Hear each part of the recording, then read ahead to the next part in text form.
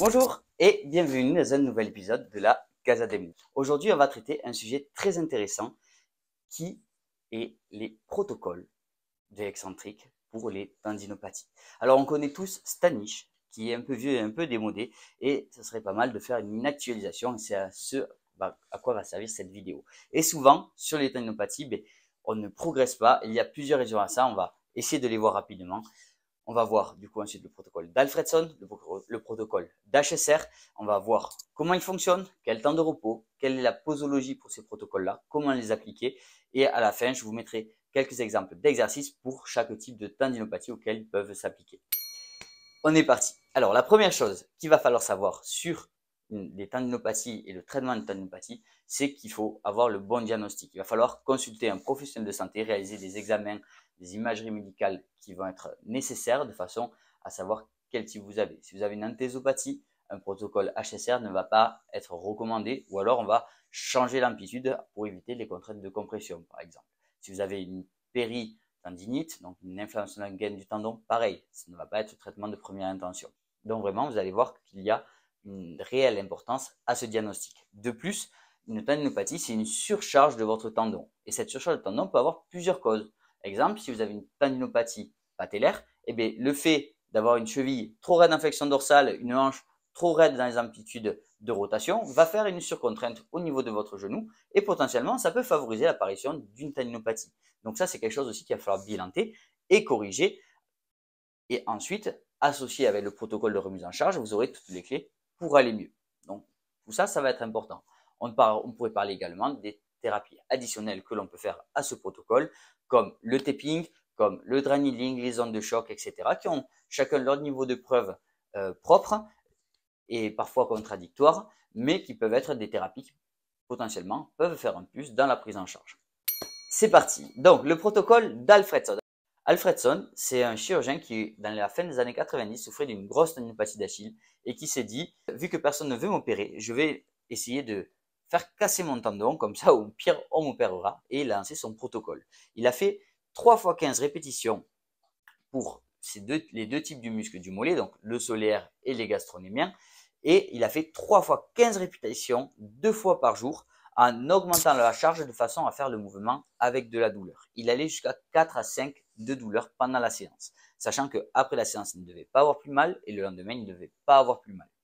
Donc ça a changé radicalement l'approche de la tendinopathie, parce que normalement, on essaie d'éviter la douleur, de ne pas dépasser 3 sur 10 pendant chaque exercice et justement rechercher à avoir des mouvements sans douleur.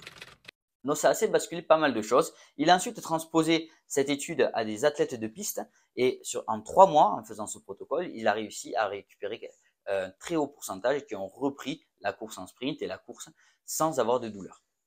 Donc, vraiment de très bons résultats. C'est un protocole qui est quand même assez contraignant. Et c'est là où on en vient pour ces deux protocoles, que ce soit l'HSR ou le protocole d'Alfredson. Il va y avoir des points clés à surtout pas rater. On commence avec ça. Les points clés. Alors, les points clés, déjà, on a vu le diagnostic, avoir le bon diagnostic. Si vous avez une enthésopathie, une péritendinite, ce ne sera pas la première chose à faire. Donc, diagnostiquez votre tendinopathie et vérifiez si votre pathologie, votre tendinopathie est éligible justement à ce type de traitement conservateur.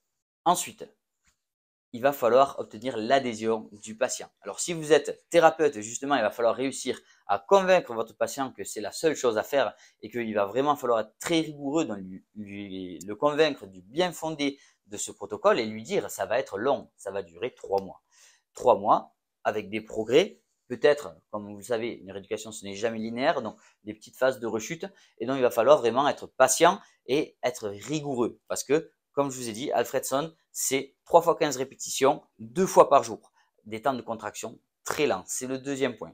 Pour le protocole d'Alfredson, ce qui va être important pour les tendinopathies, ça va être le temps sous tension. C'est ce qui va permettre justement qu'au niveau de votre tendon, vous allez le mettre en tension très lentement, ce qui va faire qu'il va avoir un phénomène d'adaptation plus important. Si vous faites le mouvement trop vite, par exemple pour un coude et que vous faites ça, votre temps sous tension au niveau de votre tendon, il est quasi nul. D'accord? Donc, on va vraiment chercher un mouvement très lent où on va mettre justement un métronome pour compter 4 à 6 secondes de mouvement. Du coup, ça fait déjà un peu plus long les 15 répétitions. 15 répétitions de 6 secondes. Je vous laisse calculer, ça fait 90 secondes de temps effectif par série. Wow. Donc, pour votre tendon, ça va faire un phénomène d'adaptation qu'on va répéter 3 fois, qu'on va faire 2 fois dans la journée. On a calculé. Donc, deuxième chose, le temps de repos entre les séries. Le temps de repos, il est trop souvent squeezé. Un tendon, là, vous voulez le mettre en charge, vous allez lui mettre une grosse contrainte dessus. Et donc, du coup, il va falloir laisser 2 minutes à 3 minutes de repos entre chaque série. Ça va vraiment être important aussi.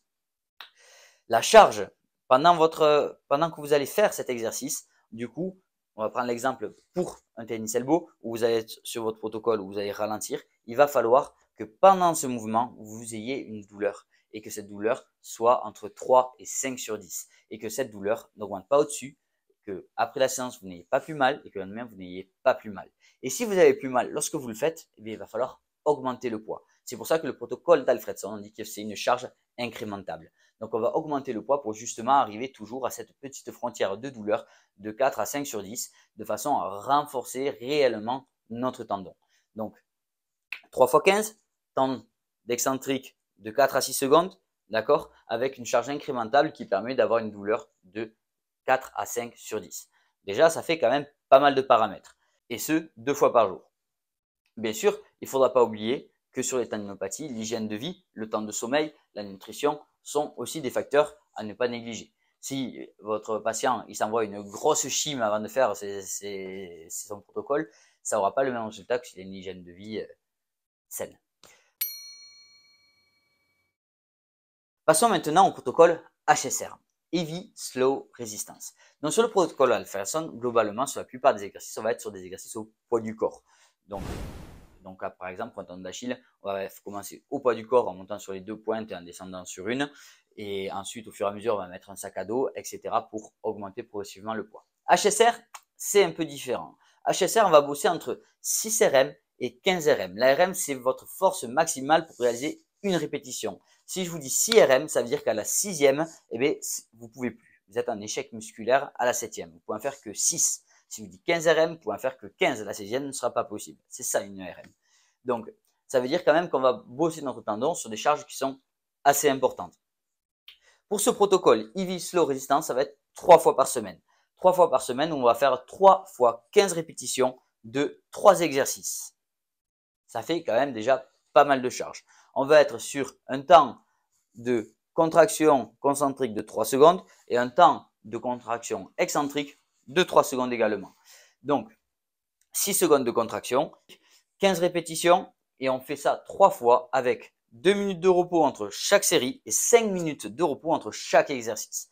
À la fin de la vidéo, vous verrez des exemples de protocoles mis en place pour certains types de tendinopathie. Bien sûr, ce n'est qu'à titre d'exemple et à titre informatif et ce n'est pas une consultation médicale. Donc, pour le protocole HSR, on a dit donc qu'on était sur du 3 fois 15 répétitions à un temps très lent, 6 secondes de contraction, 3-3, et avec 2 minutes de repos entre chaque série et 5 minutes de repos entre chaque exercice contenant 3 exercices. D'accord? Ça, c'est pour la première semaine. Comme vous pouvez voir, après, ça va évoluer. De semaine en semaine, on va augmenter la charge de façon à passer de 15 RM d'abord à 12 RM, puis 10 RM, puis 8 RM, puis 6 RM. Donc, la charge va augmenter. Pareil, la règle de la douleur sera la même chose. On ne va pas dépasser 4 à 5 sur 10 de douleur avec ce protocole. On ne va pas non plus les rechercher. C'est-à-dire que si au départ, vous n'avez pas forcément mal à 5 sur 10, ce n'est pas grave. Vous aurez la progression qui va suivre. Vous n'allez pas aller chercher les 5 sur 10 dès la première séance. Si vous dépassez les 4 à 5 sur 10 et que le lendemain vous avez mal, qu'après la séance vous avez mal, c'est que vous êtes allé trop fort. Donc il faudra potentiellement baisser la résistance, augmenter les temps de repos et diminuer le nombre de reps.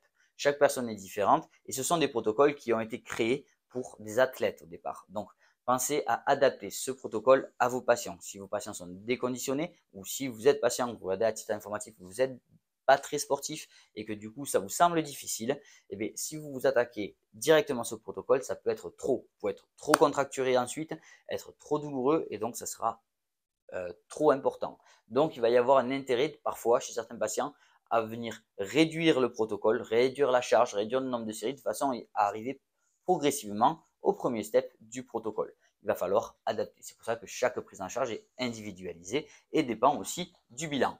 pour le calcul de l'ARM. Alors, on peut le faire avec la formule de Britsky, sachant que quand même, avec la douleur, le calcul de l'ARM est quand même assez faussé. Donc, au départ, vous allez chercher, par exemple, pour un coude, à voir à quelle charge il va réussir à faire ces 15 répétitions et qu'à la fin, ça devient difficile. Ça sera déjà votre RM relative et au fur et à mesure des séances, quand il commencera à aller mieux, eh bien, vous allez pouvoir justement affiner ce diagnostic. Et ça, c'est ça qui va être intéressant. Vous allez avoir aussi cette notion de progressivité. Le patient va se rendre compte qu'il progresse avec ce protocole-là. Donc, ça va être un avantage du protocole HSR, ce qui va être moins chiant à réaliser parce qu'il y a une progression et qu'au fur et à mesure, on diminue le nombre de répétitions. On a besoin de le faire que 3 fois par semaine et c'est quand même assez pratique. Vous allez me dire, mais lequel est le mieux? Alors, en 2021, Agergaard et Svensson ont fait une étude scientifique où justement ils ont comparé les deux protocoles et ils ont trouvé des résultats qui étaient sensiblement les mêmes. L'adhésion au protocole HSR est meilleure que celle d'Alfredson. Normal, ça demande moins de temps, ça demande moins de contraintes.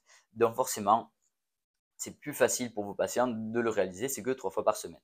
Mais en termes de résultats, les deux sont intéressants et c'est pour ça que potentiellement vous pouvez combiner les deux.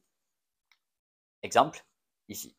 Un autre petit point qui peut être intéressant. Il y a eu des études faites pour voir si justement le fait de travailler votre tendon à 90% de l'ARM pourrait être intéressant et comparativement à le travailler à 50% de l'ARM. Ils n'ont pas trouvé de grands changements. Donc, commencez votre protocole HSR à 15 RM, c'est très pertinent et vous n'avez pas besoin d'aller rechercher forcément d'arriver à votre RM max le plus rapidement possible.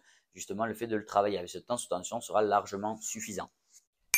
Quelles sont les limites de ces deux protocoles? Alors, ces deux protocoles sont très intéressants pour justement traiter votre tendinopathie, refaire de la masse tendineuse saine et permettre justement du coup d'avoir un tendon plus adaptable. Le fait est que si vous devez reprendre le sport en ayant fait juste ces deux protocoles, est-ce que c'est vraiment pertinent? Vous allez toujours avoir le risque de faire du trop vite, trop fort dans votre reprise sportive et quand même, quand on voit ces deux protocoles-là, on ne traite ni le travail de la vitesse, ni la remise en charge progressive des gestes sportifs, ni la reprise du sport progressive. Et ça va quand même être des éléments importants à faire avec votre patient ou vous en tant que patient à faire votre kinésithérapeute parce que c'est ça qui va aussi déterminer que vous allez faire une reprise en douceur et qui va bien se passer. De réinstaurer votre geste fonctionnel, par exemple sur une tennis elbow ou sur si vous êtes coureur, vous avez une tendinopathie d'Achille, peut-être aller voir la foulée, aller voir la chaussure que vous avez. Et tous ces points-là vont être des points qui vont être importants que le seul traitement HSR ou d'Alfredson ne va pas suffire à réaliser. Donc vraiment, pensez global, ayez une pensée globale sur la tendinopathie et une pensée globale aussi sur le mouvement de votre patient ou de vous-même si vous êtes patient, de façon à le traiter dans son ensemble et de ne pas passer à côté de petits points tout bêtes comme par exemple la dorsiflexion de cheville sur une tendinopathie patellaire. Et ce serait quand même assez dommage, surtout si vous avez un patient qui est assidu, qui fait son protocole et qui au final, il n'a pas les résultats escomptés, peut-être parce qu'on est passé à côté de quelque chose. Un dernier point à savoir, c'est que sur une tendinopathie, l'alimentation, l'hygiène de vie, ce sont des points intéressants à prendre en compte, le temps de sommeil et le fait d'avoir une activité cardio maintenue. Alors, si vous avez une tendinopathie d'Achille, oui, vous n'allez pas aller courir forcément en première intention, mais vous pouvez très bien faire des exercices cardio comme du battle rope assis ou par exemple, il existe des vélos à eau ou alors vous pouvez faire par exemple du cardio boxing assis. Donc avec un sac à frapper, de maintenir une activité cardiaque. Et si c'est une pathologie de coude, vous pouvez aller courir, faire du vélo, faire de la nage, de la natation, etc. Et ça va vraiment permettre un bon fonctionnement de votre organisme et ça va favoriser du coup également votre remise en forme. Donc n'hésitez pas, ça va être des points qui sont importants. Voilà, j'espère que cette vidéo vous a plu, qu'elle vous a actualisé un petit peu sur tous ces protocoles de tendinopathie avec cette recherche parfois de la douleur, de vraiment mettre en contrainte cette zone douloureuse alors que des fois on aurait envie de la mettre au repos. Et c'était la Casa des Moves, n'hésitez pas à vous abonner, à liker, à commenter. Et maintenant je vous laisse avec les petits exercices par pathologie à titre d'exemple. Allez, à plus.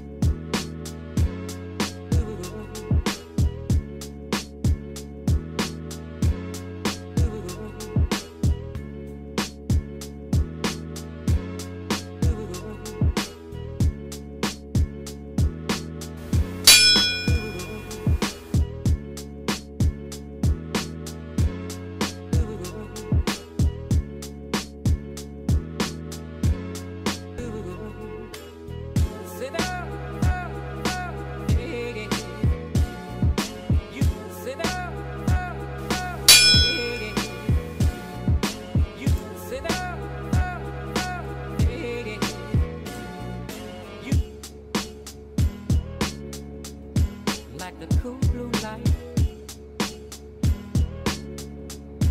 like the cool blue light,